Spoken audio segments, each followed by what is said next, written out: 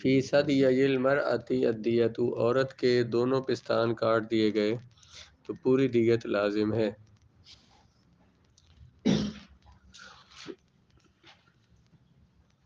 لأن فی تفویت منفعت الارضاع، کیونکہ اس میں دودھ پلانے کی منفعت فوت ہو جائے گی، بخلاف صدی الرجل، برخلاف مرد کے پستان کسی نے کاٹ دیے تو اس میں منفعت فوت نہیں ہو رہی، نہ ہی ولل جمال علی الکمال، نہ مکمل طور پر جمال ختم ہو رہا ہے، فیجب فیہا حکومت عدل، اس میں حکومت عدل لازم ہے، مطلب کہ جو اس کا نقصان شان ہوا ہے، پٹی ہٹی اس نے کروائی ہے یا کچھ، تو وہ اس سے لی جائے گی۔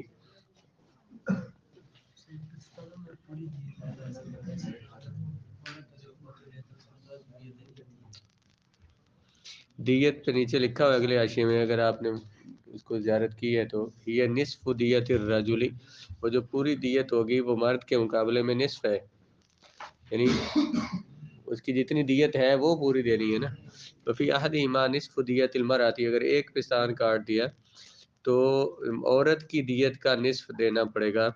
وفی حلمت صدیہا الدیۃ کاملۃ لفوات الرضاع، پورا پستان نہیں کاٹا، صرف اس کا وہ جو ابھرا ہوا حصہ ہے جہاں سے بچے دودھ پیتے ہیں اس کو کاٹ دیا گیا تو پھر بھی پوری دیت لازم ہوگی، کیونکہ دودھ پلانے والی منفعت ضائع ہو گئی ہے۔ وَعِندَهُمَا نِصْفُ مَا فِي الْخُنْثَى عِنْدَ أَبِي حَنِيفَةَ مَا فِي ثَدْيِ الْمَرْأَةِ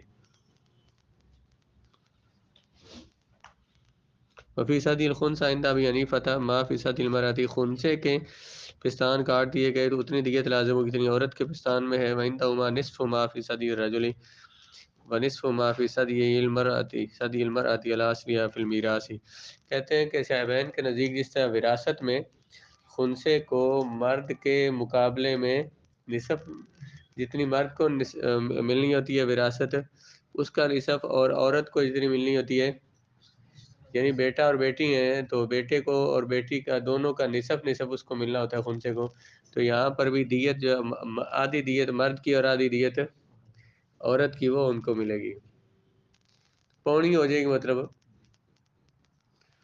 تو مثلا ہے عورت کی مرد کی دیت جو ہے وہ 100 اونٹ ہے تو نصف اس کا، اور عورت کی 50 ہے تو نصف اس کا، یعنی 75 اس کے لیے اس میں ملنا ہے۔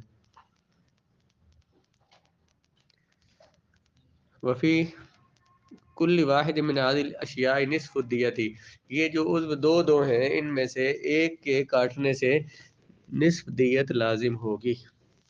لأن فی تفویت نصف جنس المنفعت، کیونکہ اس میں نصف منفعت ضائع ہو رہی ہے، نصف جنسی ضائع ہو رہی ہے، اس لیے اس میں دیت بھی نصف ہوگی۔ آگے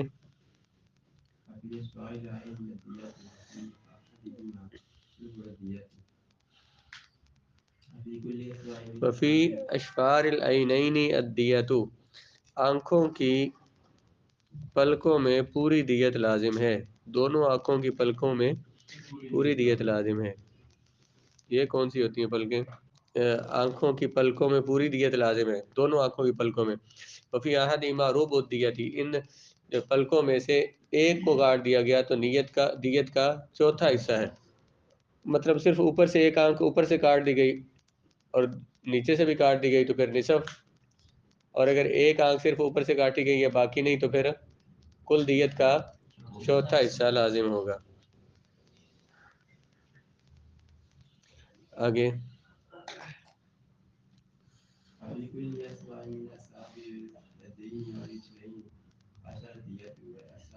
عشر الدیت، اچھا اس میں پچھلے مسئلے میں یہ بات بھی ہے کہ آنکھوں کی پلکوں میں پوری دیت لازم ہے، کہتے ہیں آجا اذا لم تنبت، جب اگر یہ پلکیں کاٹ دی گئی اور دوبارہ نہیں ہوگی، اما اذا نبت فلا شیء علیہ، مطلب انہی میں بال بھی آ جائیں گے نا، اسی جلد کے ساتھ بال بھی آ جائیں گے، تو جب وہ دوبارہ نہیں ہوگے تو پھر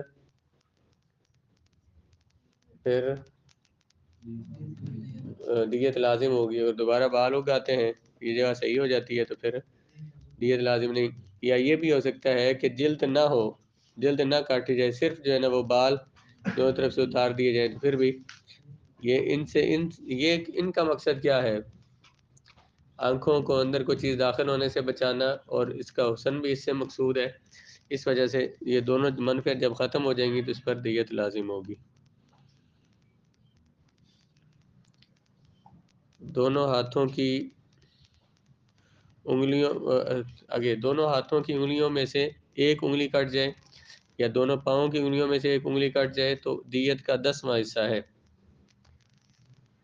یعنی ہاتھ کی ایک انگلی کاٹ دی گئی 10واں حصہ، یا پاؤں کی ایک انگلی کاٹ دی گئی تو پھر بھی دیت کا 10واں حصہ۔ والاصابع کلھا سواء، ساری انگلیاں برابر ہیں۔ لأنه يتعلق، بلکہ وہ آنکھوں پہ بات پیچھے دلیل رہ گئی، اس کو دیکھ لیں۔ لأنه يتعلق بها الجمال على الكمال، کیونکہ پلکوں سے جمال مقصور ہوتا ہے۔ ويتعلق بهدف الاعضاء والقضیہ من العین، آنکھ کے اندر کوئی گندی چیز یا کوئی تکلیف دہ چیز پہنچنے سے روکنا ان کا مقصد ہے۔ ولو قطع الجفون باشفارها تجب دیۃ واحدۃ لأن الاشفار مع الجفون كشيء واحد۔ نہیں وہ بات ہے جو میں نے پیچھے کہا نا، جلد کو پلکیں انہی بالوں کو ہی کہتے ہیں، لیکن اس کے ساتھ کچھ جفون بولتے ہیں، کہتے ہیں پہلے اس میں مسئلہ یہ بالوں کا ہی تھا، بال کاٹے گئے تو پھر بھی دیت لازم ہے، اور اگر اس کے ساتھ یہ جلد بھی کاٹ دی گئی تو پھر بھی نصف دیت، یعنی اوپر والا اگر کاٹا گیا تو چوتھائی، نیچے والی ساتھ کاٹے گی بالوں کے تو پھر نصف ہو جائے گا۔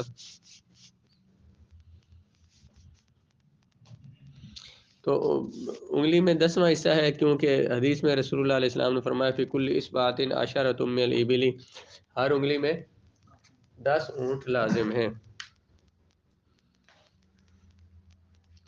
اگر انگلیاں ساری برابر ہیں، کیونکہ حدیث پاک میں اطلاق الحدیث، کیونکہ حدیث مطلق ہے، وَلِأَنَّهُمَا سَوَاءٌ فِي أَصْلِ الْمَنْفَعَةِ فَلَا تُعْتَبَرُ الزِّيَادَةُ فِيهِ، کیونکہ منفعت میں یہ ساری انگلیاں برابر ہیں، اس لیے کسی زیادتی کا کسی میں زیادہ طاقت ہے تو اس کا اعتبار نہیں کیا جائے گا، فائدہ لینے میں سارے برابر ہیں۔ اس طرح پاؤں کی انگلیاں جو ہیں وہ بھی برابر ہے، لأنه يفوت بقطعها كلها منفعة المشي، کیونکہ ساری انگلیاں کٹنے سے جو چلنے کی منفعت ہے وہ ختم ہو جاتی ہے، تو دیت اس میں کامل لازم ہوگی اگر ساری انگلیاں کاٹ دی ہیں تو، اور اگر ایک یا دو انگلیاں کاٹی ہیں تو پھر اسی اعتبار سے دیت ان پر تقسیم ہو جائے گی۔ 2 انگلیاں کاٹی ہیں تو 20 اونٹ، 30 ہیں تو 3 ہے تو 30 اونٹ ہوں گے۔ انگلیاں سارے کی ساری برابر ہیں۔ آگے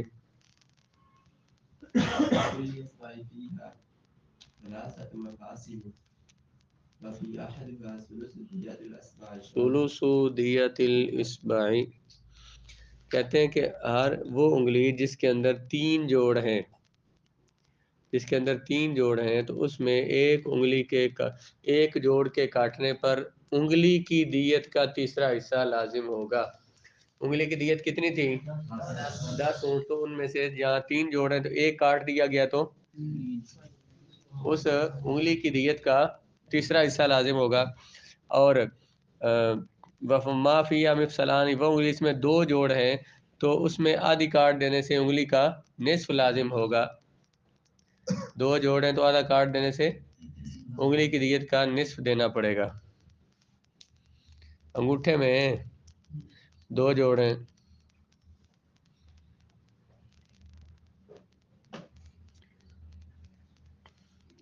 ترجمہ کریں، ہر انگلی جس میں 3 جوڑ ہیں پس اس میں سے ایک کے کٹنے پر انگلی کی دیت کا تیسرا حصہ ہے، اور وہ انگلی کے جس میں 2 جوڑ ہیں پس ان میں سے ایک میں انگلی کی دیت کا نصف ہے۔ ہر دانت میں 5 اونٹ لازم ہیں، کسی نے کسی کا دانت توڑ دیا تو 5 اونٹ دینے پڑیں گے۔ لقوله علیہ الصلوۃ والسلام فی حدیث ابی موسیٰ الاشعری رضی اللہ تعالیٰ عنہ فی کل سن 5 من الابل والاسنان والاضراس سواء، ابو موسیٰ اشعری فرماتے ہیں کسی کا ایک دانت توڑنے پر 5 اونٹ لازم ہے، اور دانت اور داڑیں برابر ہیں، داڑھ توڑ دیے پھر بھی اتنا اور دانت توڑ دیے پھر بھی، کیونکہ حدیث مطلق ہے۔ اور بعض روایات میں یہ بھی الاسنان کلھا سواء، ان کی انگلیاں ساری، دانت سارے برابر ہیں، کیونکہ اصل منفعت میں وہ برابر ہیں، اس لیے ان میں فرق نہیں کیا جائے گا، جیسے ہاتھوں کی انگلیوں میں فرق نہیں کیا جاتا۔ اسلام حقوق نہیں دیتا، مسلمان حقوق نہیں دیتے ہیں، اسلام نے تو حقوق دیے ہیں، کوئی سمجھے تو، اور کوئی ان قانون کو لاگو کریں گے تو قانون بندوں پہ لاگو ہوتا ہے، تو صرف قانون کتابوں میں لکھنے سے تو قانون نہیں ہوتا وہ، نہ اس پہ عمل ہو سکتا ہے۔ تو ایک دانت کی کیا اہمیت ہے ہمارے یہاں، لیکن اس پر کسی نے کسی کا دانت توڑ دیا تو 5 اونٹ دینے ہیں۔ آگے ومن ضرب، جس ہر دانت میں 5 اونٹ ہیں اور دانت اور داڑیں تمام کی تمام برابر ہیں۔ آگے یہ کیا لگا ہوا ہے؟ کسی نے کسی عضو پر مارا، وہ عضو تو قائم رہا لیکن اس کی منفعت ختم ہو گئی تو اس میں پوری دیت لازم ہے۔ عضو قائم رہا لیکن اس کا عضو اس کی منفعت ختم ہو گئی، ایسے کسی نے کسی کے ہاتھ پہ مارا، اس کی 2 انگلیاں شل ہو گئی، کام کرنا چھوڑ گئی ہیں، تو انگلیاں اگرچہ موجود ہیں لیکن منفعت ان کی ختم ہو گئی ہے، تو 20 اونٹ دینے پڑیں گے اسے۔ کمال اوقات کل یدی اذا شلت، جیسے کسی کا ہاتھ شل ہو گیا، جیسے کسی کے آنکھ پہ مارا تو آنکھ کی روشنی چلی گئی، آنکھ تو قائم ہے، اس کی روشنی ختم ہوئی ہے، تو پوری دیت جو آنکھ کی ہوتی ہے، ایک آنکھ کی، وہ دیت پوری دینی پڑے گی۔ اور اگر جان بوجھ کر مارا تو قصاص کی بھی تو صورت ہے نا، پیچھے جو کہا تھا کہ اس کو جس کو نبینہ کیا ہے تو اس کو بھی نبینہ کر دیا جائے، بدلہ بھی وہ لے سکتا ہے۔ جس نے مارا کسی عضو پر پس لے گئی وہ مار اس کی منفعت کو، تو پس اس عضو میں دیت کاملہ ہے، جس طرح کہ لو کاتا آہو، یہ ایسے ہی ہے جیسے کہ اس نے کاٹ دیا اس عضو کو، جیسے کہ ہاتھ جب شل ہو جائے اور آنکھ جب چلی جائے روشنی اس کی۔ آگے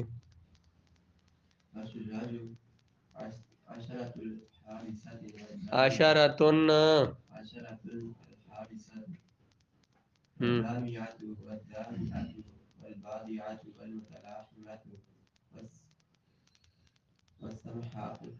سمحاق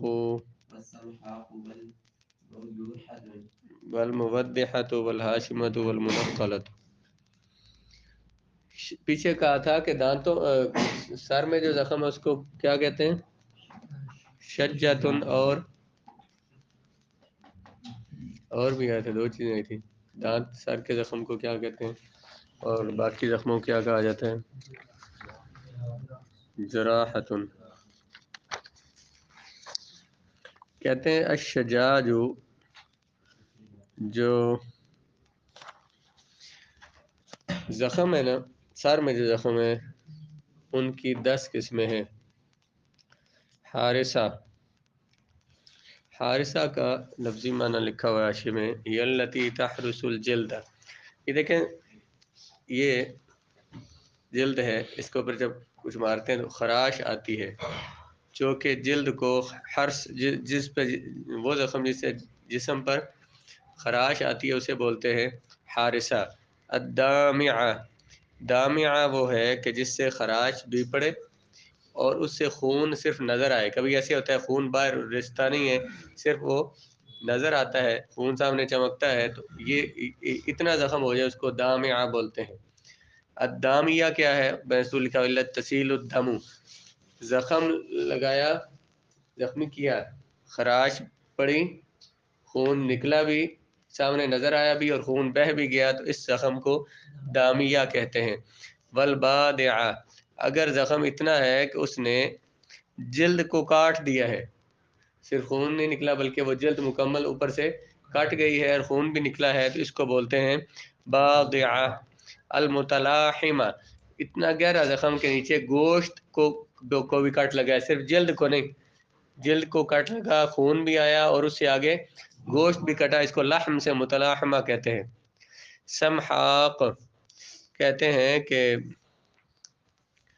ہی التی تصل الی السمحاق، یا جلدۃ رقیقۃ بین اللحم وعظم الرأس، جیسے سر کے زخموں کی بات ہو رہی ہے، لیکن عام طور پہ آپ نے ہڈی کو دیکھا ہوگا، ہڈی پہ جب گوشت کاٹتے ہیں نا، ہڈی کے اوپر سے جب گوشت کاٹتے ہیں تو اس ہڈی اور گوشت کے درمیان ایک باریک سی سفید جھلی ہوتی ہے، اتنا گوشت کٹا کہ وہ جھلی جو ہے نا وہ سامنے نظر آنے لگ گئی، اس تک وہ زخم پہنچ گیا۔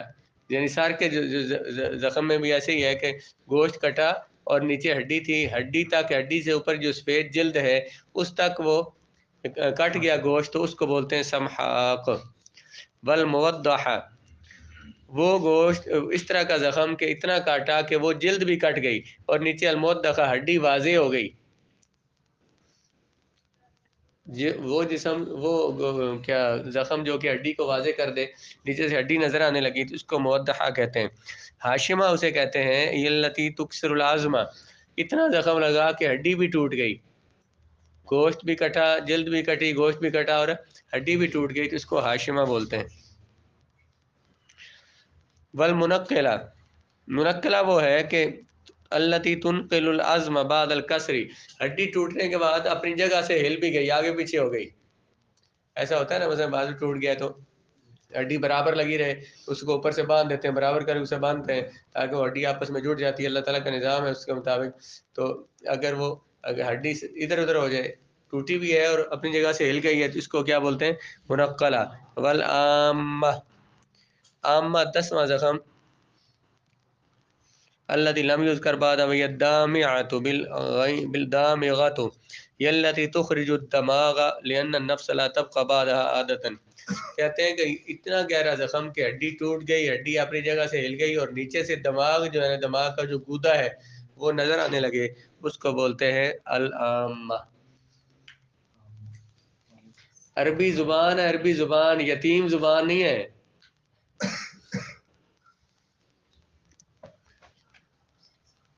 آگے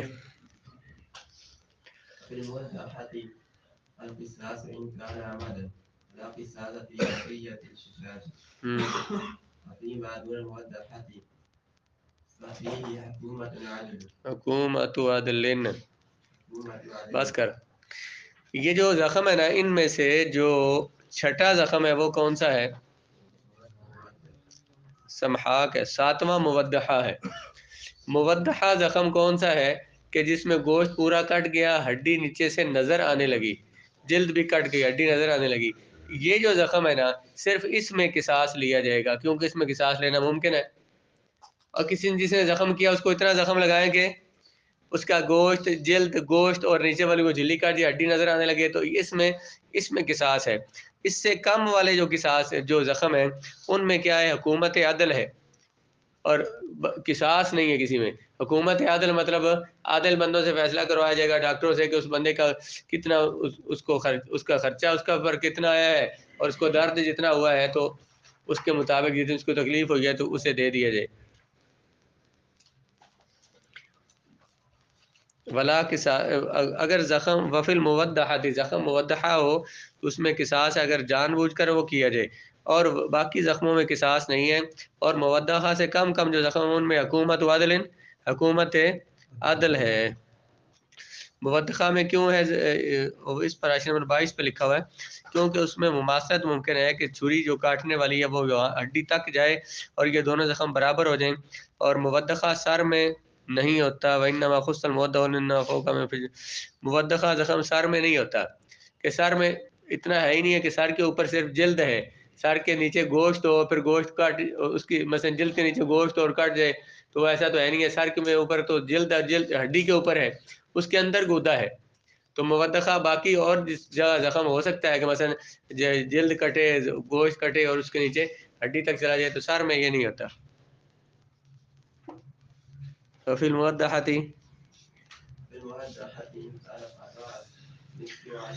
عشر الدیتی، نصف عشر الدیتی. وفی الحاشمۃ،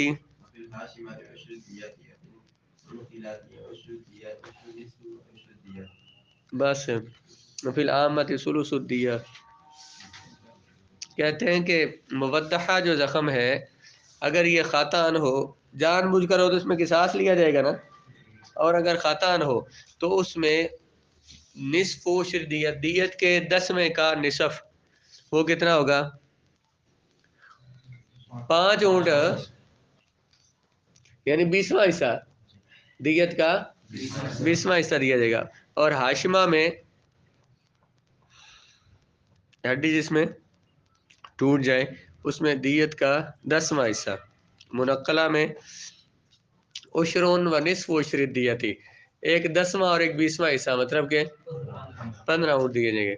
اور عامہ جو ہے اس میں ثلث الدیتی، دیت کا تیسرا حصہ. कुल दियत का 1600